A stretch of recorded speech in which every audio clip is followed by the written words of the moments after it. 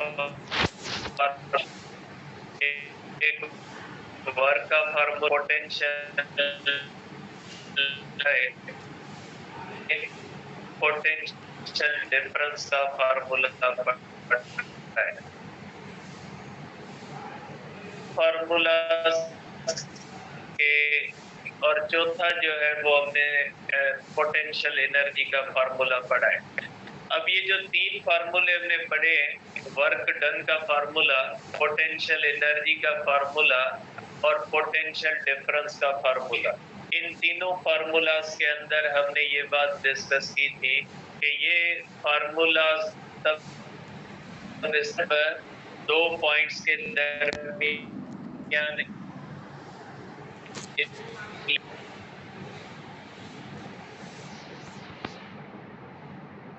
अगर डिस्टेंस कम होगा तो फिर ये फार्मूले इस्तेमाल करेंगे। तो आप इनको इस तरह से लिख सकते हैं बेटा, कि आप लिख सकते हैं बेटा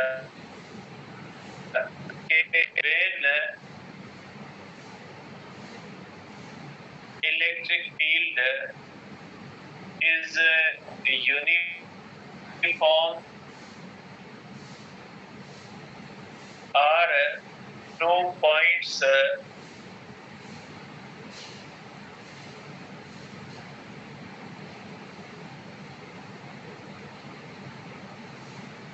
close with each other in non-uniform field बेटा।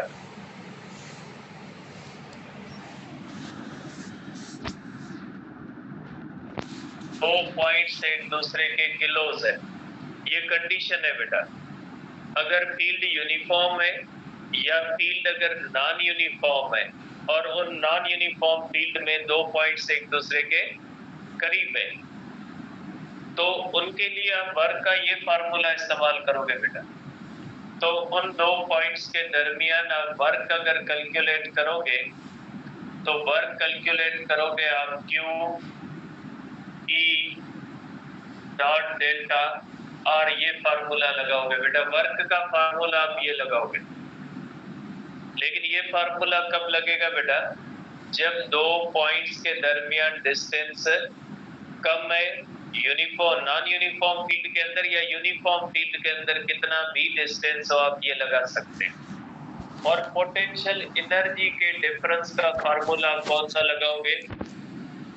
पोटेंशियल एनर्जी डिफरेंस जो होता है बेटा वो वर्क के बराबर होता है, तो ये आप लगाओगे क्यू ई डॉट डेल्टा और ये फार्मूला लगाओगे बेटा, ठीक है।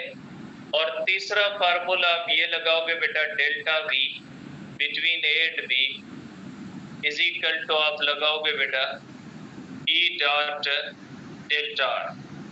लेकिन ये फार्मूले तब लगेंगे जब इलेक्ट्रिक फील्ड यूनिफॉर्म होगी, या अगर इलेक्ट्रिक फील्ड नॉन यूनिफॉर्म है तो दो पॉइंट्स के दरमियान जो डिस्टेंस होगा वो वेरी स्मॉल होगा, तो ये फार्मूले लगेंगे, ठीक है। अब आपने एक और फार्मूला भी पढ़ा था बेटा कि potential energy of system of charges बेटा। Potential energy of system of charges बेटा। सिस्टम ऑफ चार्जेस की पोटेंशियल एनर्जी किसके इक्वल होती है बेटा? ये इक्वल होती है बेटा इज इक्वल टू के Q1 Q2 अपन R बेटा, ये फार्मूला होता है। और हमने ये भी डिस्कस किया था कि potential energy at any point is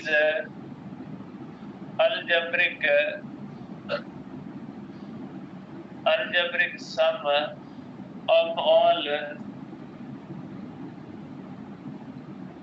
potential energies at that point। कि पोटेंशियल एनर्जी किसी भी पॉइंट पे अगर आपने देखनी है तो आपने देखना है उस पॉइंट पे कितनी पोटेंशियल एनर्जीज एग्जिस्ट करती है। अब करते हैं बेटा आगे के फार्मूले। अब पहला फार्मूला हम करते हैं बेटा, वर्क डन बिटवीन 2 points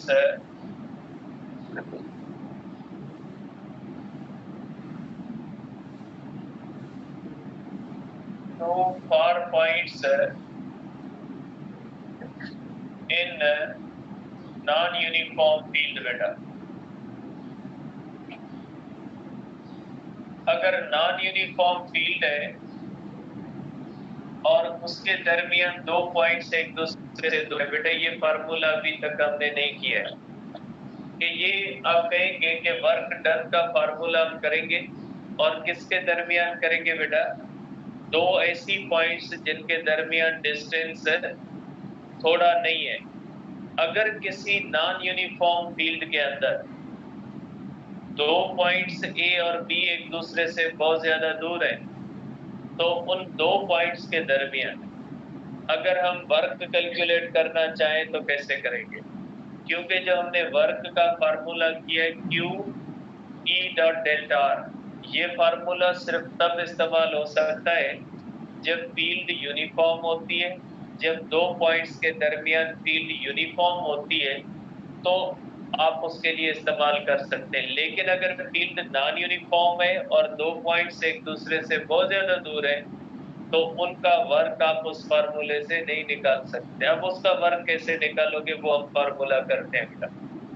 देखिए बेटा, सपोज करें कि हमारे पास ये चार्ज है बेटा, ये एक पॉजिटिव चार्ज है जिसको हम कहते हैं Q बेटा, ठीक है, और इसकी ये इलेक्ट्रिक फील्ड है। और आपको पता है बेटा, ये मैंने जो आइसोलेटेड पॉइंट चार्ज बनाई, आइसोलेटेड पॉइंट चार्ज की जो इलेक्ट्रिक फील्ड होती है ये क्या होती है बेटा, नॉन यूनिफॉर्म होती है। ये आइसोलेटेड चार्ज है तो इसकी इलेक्ट्रिक फील्ड यहाँ पे क्या होती है, नॉन यूनिफॉर्म है। अब इसमें मैं एक और चार्ज रखता हूँ बेटा, ये चार्ज Q नॉट है और किस पॉइंट पे मैं रखता हूँ बेटा, मैंने रखी है, ठीक है। अब इस चार्ज को अगर मैं पॉइंट ए से लेके जाता हूँ विद यूनिफॉर्म वेलोसिटी, आपको पता है बेटा चार्ज को जब हम मूव करते हैं तो हम किस से मूव करते हैं, विद यूनिफॉर्म वेलोसिटी। और यूनिफॉर्म वेलोसिटी का मतलब होता है कि आपकी अप्लाइड फोर्स और इलेक्ट्रिक फोर्स क्या है, एक दूसरे से बराबर है। तो इसलिए हम करेंगे कि अगर पॉइंट ए से हम यूनिफॉर्म वेलोसिटी से लेके आते हैं पॉइंट बी तक बेटा, ये हमारे पास बन गई पॉइंट बी, तो इन दोनों पॉइंट्स के दरमियान वर्क कितना होगा। तो बेटा जब आप पॉइंट ए से चार्ज को यूनिफॉर्म वेलोसिटी से लेके जाओगे पॉइंट बी तक तो आपको अप्लाइड फोर्स किसके बराबर रखनी पड़ेगी, इलेक्ट्रिक फोर्स के। लेकिन यहाँ पे इलेक्ट्रिक फोर्स एक जैसी नहीं रहेगी, क्योंकि आप जैसे जैसे इस चार्ज को इस चार्ज के करीब लेते आओगे तो फोर्स क्या होगी, बढ़ती जाएगी। अगर फोर्स बढ़ती जाएगी तो इसका मतलब है कि चार्ज को यूनिफॉर्म वेलोसिटी से मूव करवाने के लिए आपको अपनी फोर्स भी बढ़ानी होगी। इसका मतलब ये भी होगा कि जब आप A से B की तरफ ले जाओगे चार्ज को विद यूनिफॉर्म वेलोसिटी तो आपकी अप्लाइड फोर्स जो होगी वो नॉन यूनिफॉर्म होगी।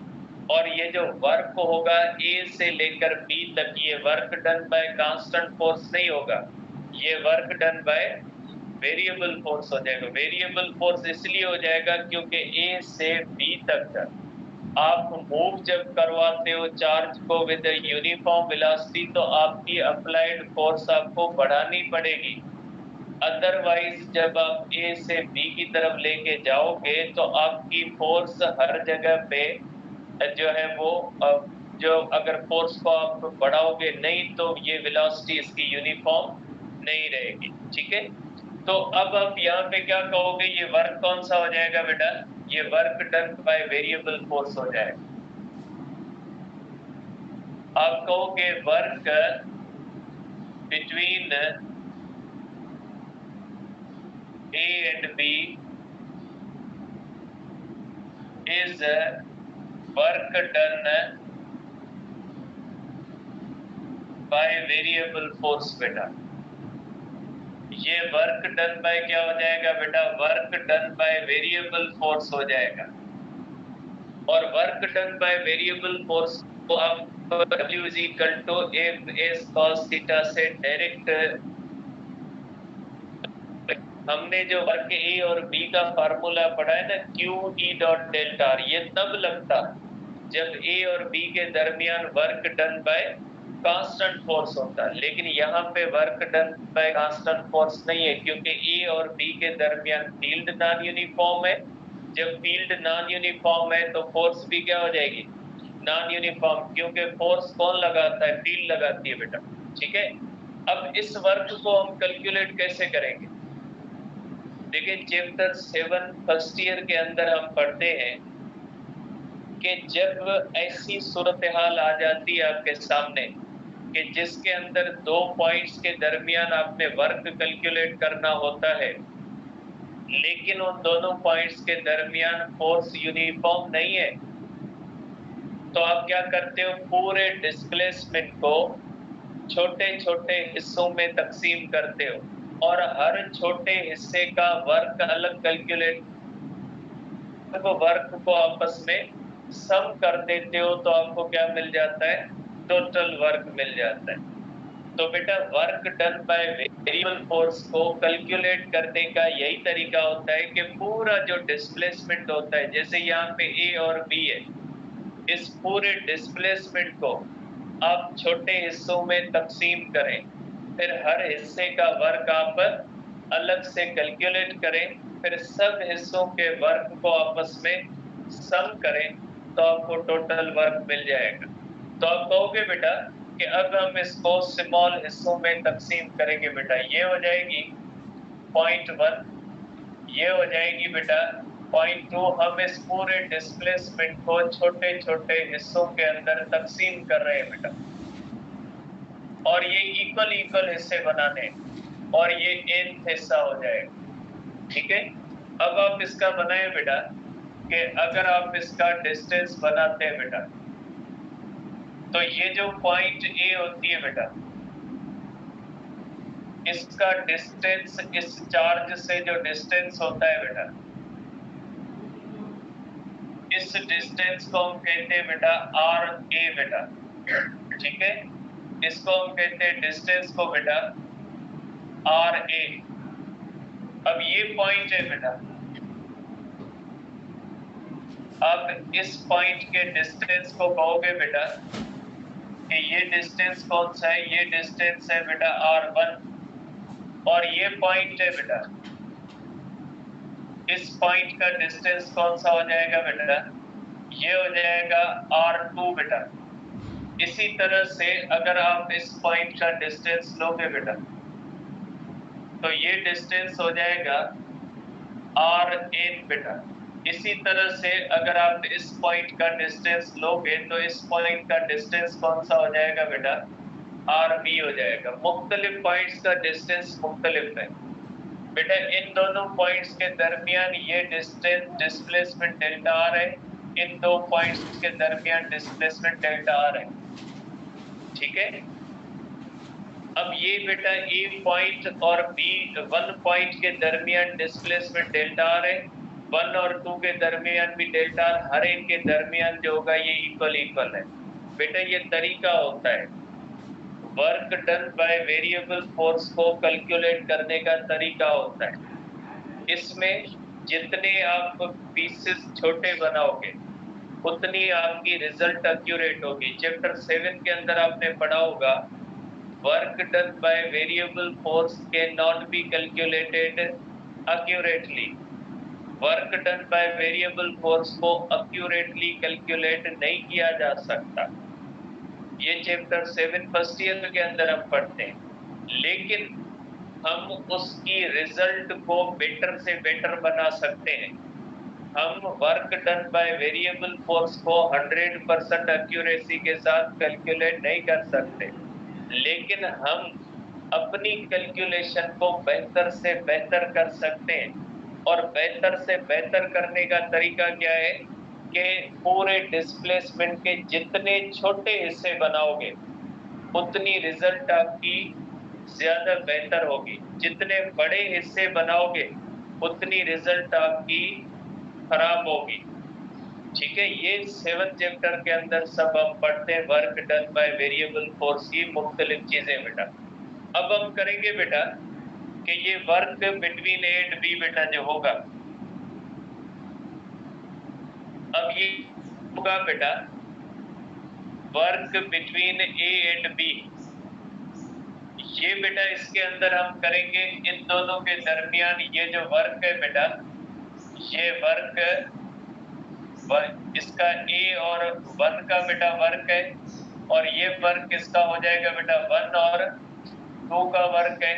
ये वर्क किसका हो जाएगा बेटा, ये 2 और 3 का। इस तरह से सब वर्क को आपस में क्या करेंगे बेटा, सम के वर्क बिटवीन बेटा ए एंड 1 प्लस हम करेंगे बेटा वर्क बिटवीन हम बेटा 1 to 2, और प्लस हम क्या करेंगे बेटा वर्क बिटवीन 2 and 3। और इसी तरह से हर हिस्से का वर्क अलग कैलकुलेट करेंगे, और वर्क ए से लेकर बी का हर एक छोटे हिस्से का वर्क अलग कैलकुलेट करेंगे।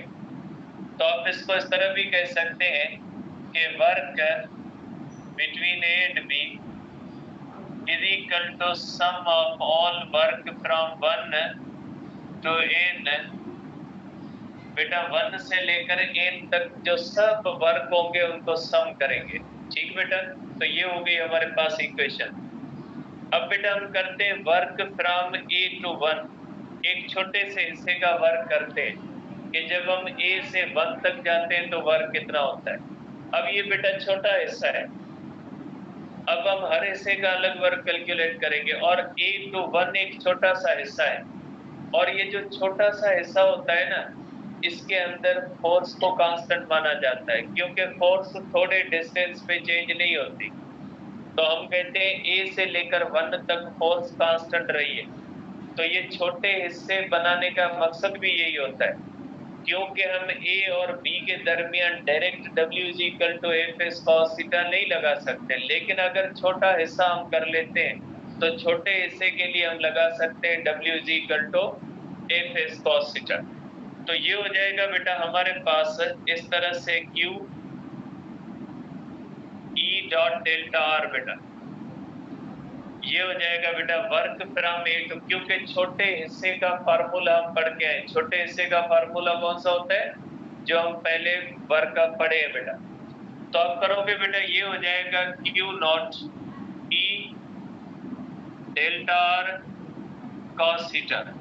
अब ये बेटा कॉस थीटा किसके दरमियान, इलेक्ट्रिक फील्ड और डेल्टा आर। बेटा देखें, इलेक्ट्रिक फील्ड राइट की तरफ है और चार्ज किस तरफ मूव कर रही है, लेफ्ट की तरफ। दोनों के दरमियान एंगल कौन सी होती है, दोनों के दरमियान एंगल होती है 180 डिग्री। देयरफॉर ये हो जाएगा बेटा Q E delta R cos 180 equal to हो जाएगा बेटा माइनस हो जाएगा बेटा Q not E delta R हो जाएगा। आप इसको इस तरह लिख सकते हैं बेटा, work from A to 1 is equal to बेटा minus Q not E delta R. ये होगा माइनस Q। बेटा ये आइसोलेटेड चार्ज है, आइसोलेटेड चार्ज की इलेक्ट्रिक फील्ड होती है KQ अपॉन R स्क्वायर। और डेल्टा आर बेटा, डेल्टा आर देख सकते हैं बेटा आप यहाँ से कि अगर आप देखते हैं बेटा delta R is equal to हो जाएगा बेटा RA माइनस R1 बेटा। ये RA है, ये R1 है बेटा, इसको आपस में माइनस करेंगे तो हमें क्या मिल जाएगा बेटा, डेल्टा आर मिल जाएगा। तो आप यहाँ पे रखोगे बेटा RA माइनस R1 बेटा, ये हो जाएगा। ठीक है। अब ये हमारे पास बेटा फार्मूला आ जाएगा, is equal to K Q not upon R square R A minus R1 बेटा, ये आ जाएगी इक्वेशन 1 बेटा। देखिए ये बेटा वर्क फ्रॉम ए टू 1 है। अब बेटा यहाँ पे R कौन सा रखेंगे? यहाँ पे तो हमारे पास R दो है बेटा, एक पॉइंट A है और एक पॉइंट 1 है, तो यहाँ पे हम कौन सी रखेंगे बेटा?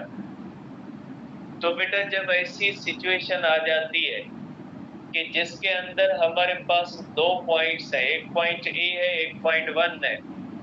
अब यहाँ पे हमारे पास दो R है, एक RA है और दूसरा कौन सा है? R1 है। अगर ऐसी कंडीशन आ जाती है तो फिर हम उसका मीन लेते हैं, मीन लेंगे, इसका मीन्स एवरेज लेंगे, और यहाँ पे अरिथमेटिक मीन और ज्योमेट्रिकल मीन जो होते हैं ये बराबर होते हैं, और ये मीन लेंगे। मीन लेने के बाद ये होगा बेटा, ठीक है, टेकिंग मीन बेटा, जब मीन हम लेंगे तो R स्क्वायर बराबर हो जाएगा R1 बेटा, ये हो जाएगी इक्वेशन 2। ये मीन है बेटा, मैंने डायरेक्ट लिखा है, मैंने मीन लिए बेटा, ये मीन होती है। आपके बुक में भी डायरेक्ट लिखा है, मैंने डायरेक्ट लिख दिया। ये R square is equal to RA into क्या हो जाएगा? R1। ये मीन के फार्मूले से बाकायदे सॉल्व होता है। तो आप लिख सकते हैं बेटा कि work from A to 1 is equal to हो जाएगा बेटा के क्यू नॉट अपन, आप कर सकते हैं बेटा R1 RA माइनस कर सकते हैं R1 बेटा, आप इसको लिख सकते हैं के Q not RA minus R1 अपन, आप लिख सकते हैं RA R1। एलसीएम के रूल के मुताबिक आप इसको लिख सकते हैं बेटा RA अपन RA R1 माइनस R1 अपन RA R1 बेटा, ठीक है, ये कैंसिल हो जाएगा बेटा। तो आप करोगे कि वर्क फ्रॉम A टू 1 बेटा, ये हो जाएगा K Q not 1 upon R1 minus क्या करोगे बेटा 1 अपन RA, ये फार्मूला हो जाएगा बेटा। माइनस यहाँ पे माइनस मिस हो गया बेटा, ये माइनस है जो यहाँ तक है, यहाँ पे आगे मैंने मिस कर दिया माइनस, ठीक है, ये माइनस अपने साथ लिखते हैं, ठीक है, क्योंकि ये वर्क कर रहे हैं बेटा, ठीक है। तो अब आप इसको इस तरह भी लिख सकते हैं बेटा, ये आप कर सकते हैं बेटा के क्यू नॉट जब माइनस मल्टीप्लाई होगी बेटा तो ये हो जाएगी 1 अपन RA और माइनस हो जाएगा बेटा 1 अपन R1, ये हो जाएगी इक्वेशन 2 बेटा, ठीक है।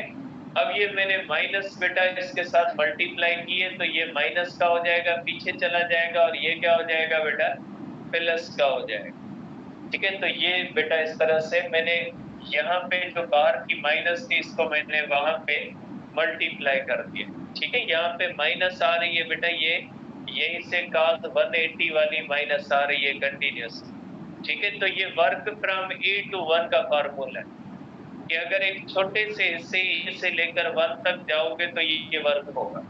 इसी तरह से बेटा अगर आप करोगे वर्क फ्रॉम 1 टू 2 तो सेम प्रोसेस होगा बेटा के क्यू नॉट बेटा। अब देखें पॉइंट A पहले है तो फार्मूले में पहले आई है, पॉइंट 2 बाद में तो बाद में आई है, तो इसी तरह से करोगे बेटा 1 अपन R1 माइनस करोगे 1 अपन R2, इस तरह से। और अगर वर्क करोगे बेटा फ्रॉम 2 टू 3 सेम तरीका इस्तेमाल करोगे, ये वाला बेटा, तो ये फार्मूला आ जाएगा बेटा K Q not 1 upon R2 minus क्या हो जाएगा 1 अपन R3 बेटा, ठीक है। और इसी सेम प्रोसेस को अगर आप कंटिन्यू करोगे इसी सेम प्रोसेस को अगर आप कंटिन्यू करोगे तो work from N to B बेटा, मीन्स यहां से लेकर यहां तक जो वर्क होगा बेटा ये हो जाएगा K Q not 1/r n minus हो जाएगा 1/r p बेटा। इस तरह से आप कर सकते हैं, ठीक है। अब अगर आप टोटल वर्क करोगे बेटा, अगर आप total work between A and B बेटा, टोटल वर्क अगर करोगे तो सम करोगे बेटा। देखिए हमने ये डिस्कस किया है कि टोटल वर्क किसके बराबर होता है बेटा, ए और बी के दरमियान टोटल वर्क सब वर्क की क्या हो जाती है बेटा, सम हो जाती है। तो आप इस तरह से करोगे बेटा, तो आप work from A to B करोगे बेटा, is equal to work from बेटा A to 1 plus work from 1 to 2 plus करोगे बेटा वर्क फ्रॉम 2 to 3 प्लस करोगे बेटा work from A to B, means सब वर्क की आपस में सम करोगे।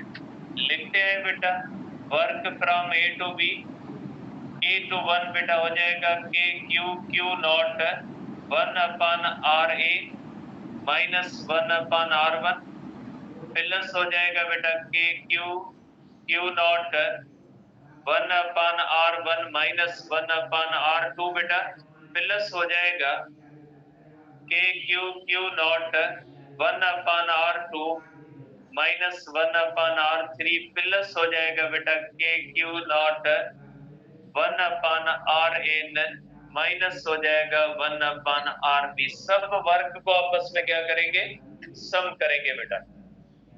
अब अगर आप देखते हैं बेटा तो ये आ जाता है इस तरह से, इज इक्वल टू बेटा के क्यू नॉट कॉमन, ये आ जाएगा बेटा 1/ra minus 1/r1 plus 1/r1 minus 1/r2 plus 1/r2 minus 1/r3 plus up to हो जाएगा बेटा इस तरह से, प्लस हो जाएगा बेटा 1/rn माइनस हो जाएगा 1/rb बेटा।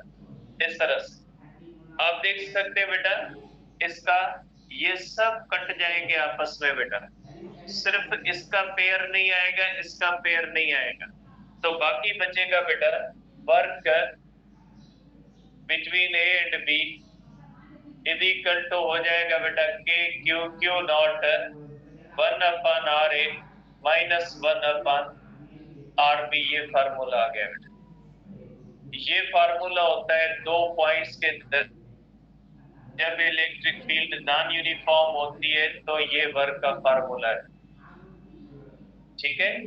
तो आप कर सकते हैं बेटा ये वर्क का फार्मूला है किन दो पॉइंट्स के दरमियान है, ऐसी दो पॉइंट्स के दरमियान जिन पॉइंट्स के दरमियान इलेक्ट्रिक फील्ड जो होती है नॉन यूनिफॉर्म रहती है। तो नॉन यूनिफॉर्म अगर फील्ड है और दो पॉइंट्स एक दूसरे से दूर हैं तो वर्क का ये फार्मूला लगेगा। अगर दो पॉइंट्स हैं जिनके दरमियान फील्ड यूनिफॉर्म है तो कौन सा लगेगा, Q E dot delta R लगेगा। अगर नॉन यूनिफॉर्म फील्ड है तो ये फार्मूला लगेगा। अब यहीं से आएगा पोटेंशियल डिफरेंस का फार्मूला बेटा। अब हम करेंगे बेटा potential difference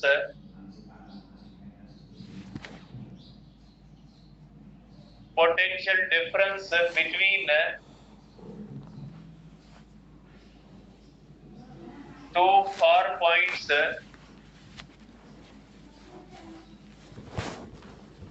in non uniform field बेटा। जब नॉन यूनिफॉर्म फील्ड होती है तो उनके दरमियान पोटेंशियल डिफरेंस क्या हो जाएगा बेटा,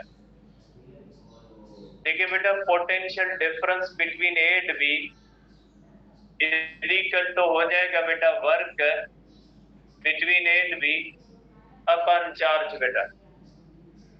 तो ये हो जाएगा बेटा आपके पास हो जाएगा बेटा K Q not upon Q not 1/ra minus 1/rb बेटा, कैंसल देयरफॉर पोटेंशियल डिफरेंस का फार्मूला ये आ गया बेटा, is equal to K Q 1/RA minus 1/RB। बेटा ये पोटेंशियल डिफरेंस का फार्मूला है जब दो पॉइंट्स के दरमियान फील्ड नॉन यूनिफॉर्म होती है बेटा, तो ये पोटेंशियल डिफरेंस का फार्मूला आ गया। ठीक है, अब पोटेंशियल एनर्जी डिफरेंस का अगर हम करें बेटा, potential energy difference between two far points बेटा, अगर दो फार पॉइंट्स के दरमियान पोटेंशियल एनर्जी डिफरेंस अगर हम करें बेटा, तो पोटेंशियल एनर्जी डिफरेंस हो जाता है बेटा, potential energy difference between A and B is equal to हो जाता है बेटा work between A and B is equal to बेटा K Q Q not 1/RA minus हो जाएगा बेटा 1/RB। ये फार्मूला लगेगा बेटा। तो आप कर सकते हैं बेटा कि ये पोटेंशियल एनर्जी डिफरेंस का फार्मूला है, और ये जो होता है बेटा ऊपर इससे पोटेंशियल वाला फार्मूला है, और ये वर्क का फार्मूला है। ठीक है, अब आखिरी फार्मूला है बेटा एब्सोल्यूट पोटेंशियल का, कि एब्सोल्यूट पोटेंशियल क्या होता है बेटा। बार बने होगी शायद से लगाएगा तो एब्सोल्यूट पोटेंशियल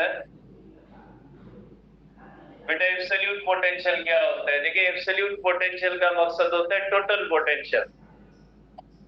ये तो हमने डिफरेंस कैलकुलेट किया बेटा, वर्क भी हमने कैलकुलेट किया कि दो पॉइंट्स के दरमियान, और इसमें ऐसी दो पॉइंट्स थी जिन दोनों पॉइंट्स के दरमियान न पोटेंशियल एनर्जी जीरो थी न पोटेंशियल जीरो था।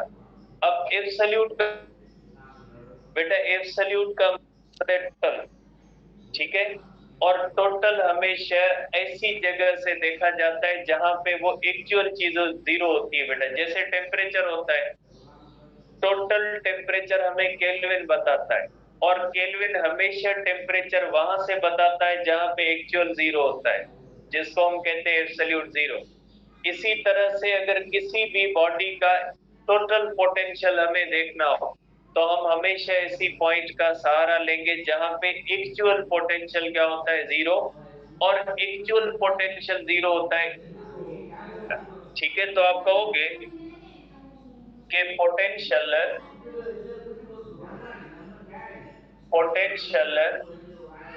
With respect to infinity,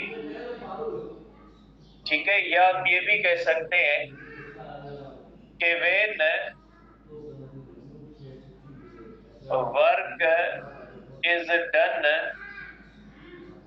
on charge from infinity to any point in electric field, then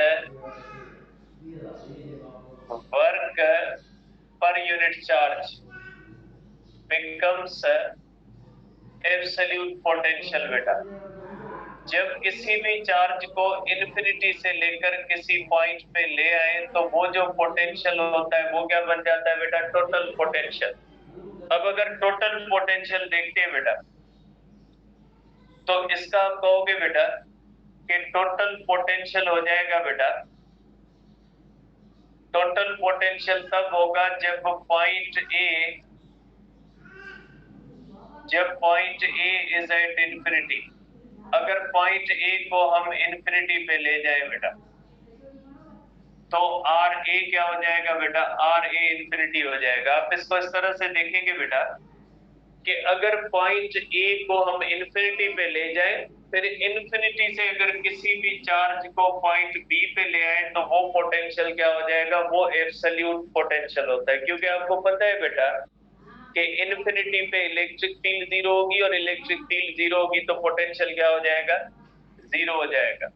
तो आप करोगे बेटा, एब्सोल्यूट पोटेंशियल का फार्मूला हो जाएगा K Q 1/infinity minus upon R B is equal to हो जाएगा माइनस के क्यू, जिसको क्यू। बेटा ये जो फार्मूला हमारे पास है ये माइनस के क्यू के ने मूव किया है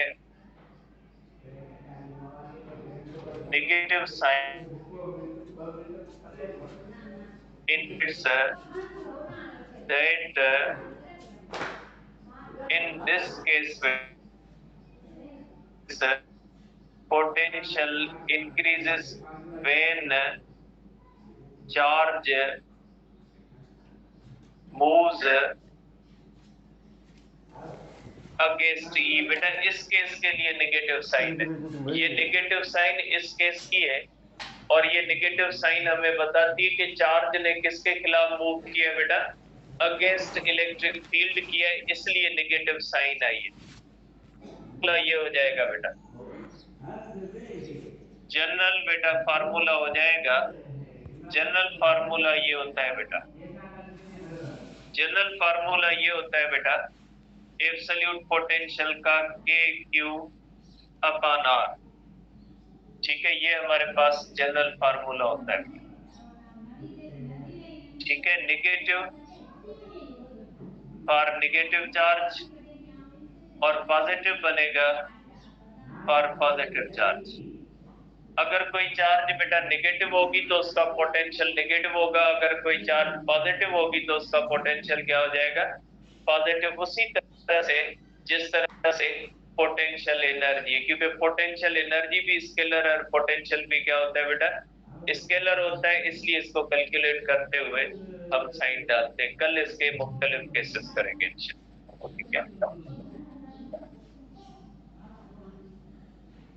Hah?